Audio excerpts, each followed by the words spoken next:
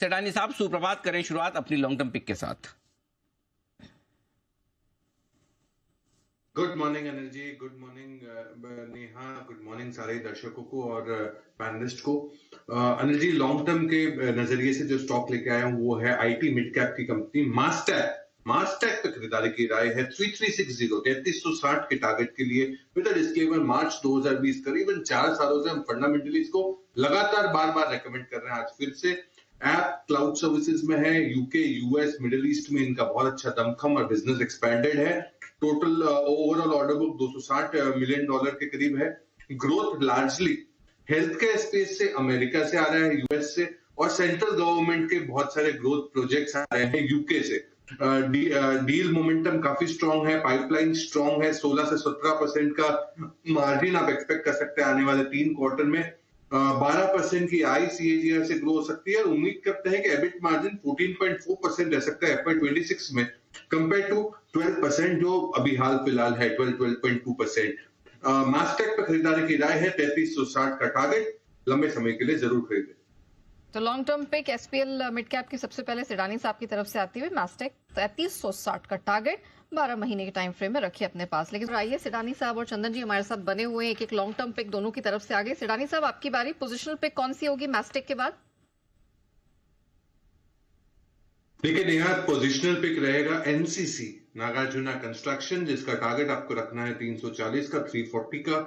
With disclaimer नवंबर 2019 से काफी समय से हम इसे रेकमेंड करते आ रहे हैं।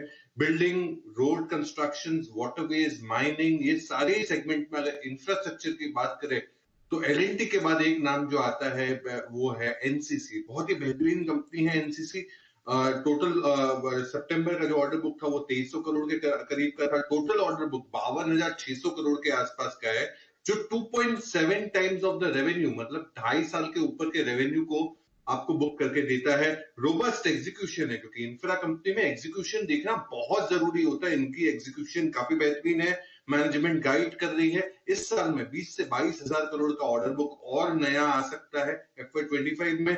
FY25 की आय की ग्रोथ जो है वो मैनेजमेंट गाइड कर रही है, 15% से ग्रो हो सकती है।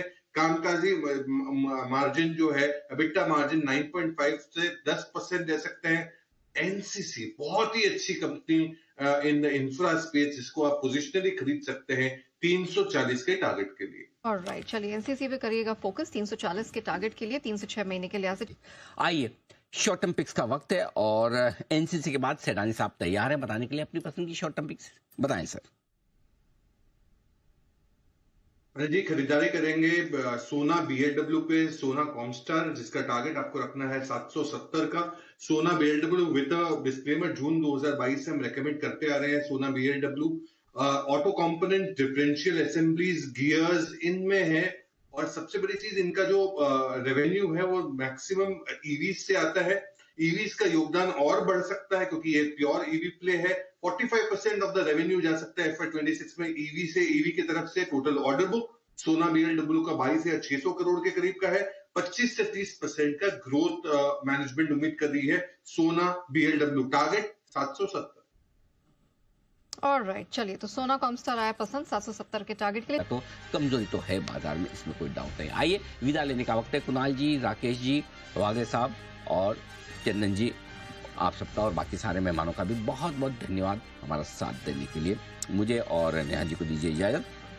इस शो का समापन कर रहे हैं, लेकिन ब्रेक के बाद भी मैं आपके साथ बना हुआ हूँ, क्योंकि अगला शो मुझे ही करना है। सेबी का डंडा सट्टा होगा ठंडा, वो उसके लिए आप जुड़े रहें। लेकिन इस शो का समापन हमें देश के प्रति और देश के जवानों के प्रति सम्मान के साथ करेंगे। आइए, जय हिंद।